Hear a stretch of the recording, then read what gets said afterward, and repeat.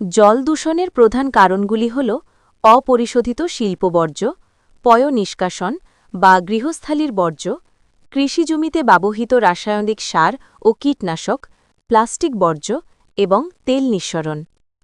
অপরিশোধিত বর্জ্য নদী ও হ্রদে মিশে এবং বৃষ্টির পানির সাথে ধুয়ে আসা ময়লা জলাশয়ের পানিকে বিষাক্ত করে তোলে। এছাড়া সমুদ্রের পানি তেল ও ভারী ধাতু দ্বারা দূষিত হয়। জল দূষণের অন্যতম প্রধান কারণগুলি হল শিল্প বর্জ্য, কলকারখানার বিষাক্ত রাসায়নিক, ভারী ধাতু এবং তেজস্ক্রিয় পদার্থ কোনো সঠিক ব্যবস্থাপনা ছাড়াই সরাসরি নদী বা জলাশয়ে ফেলা হয়। পয়ঃনিষ্কাশন ও গৃহস্থালির বর্জ্য, শহরের ড্রেনেজ ব্যবস্থা ও পয়ঃনিষ্কাশন বাথরুমের পানি সরাসরি নদী বা পুকুরে মিশে পানিকে জীবাণুযুক্ত ও দূষিত করে। কৃষিকাজ, অতিরিক্ত রাসায়নিক সার ও কীটনাশক ব্যবহারের ফলে বৃষ্টির পানিতে ধুয়ে সেগুলো নদী বা ভূগর্ভস্থ পানির সাথে মিশে যায়।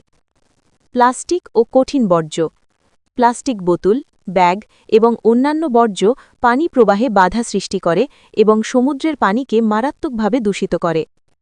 তেল নিঃসরণ, অয়েল স্পিল, সমুদ্রে জাহাজ থেকে তেল লিক হয়ে বা সামুদ্রিক খনি থেকে তেল ছড়িয়ে পড়ে জলজ পরিবেশ ধ্বংস করে।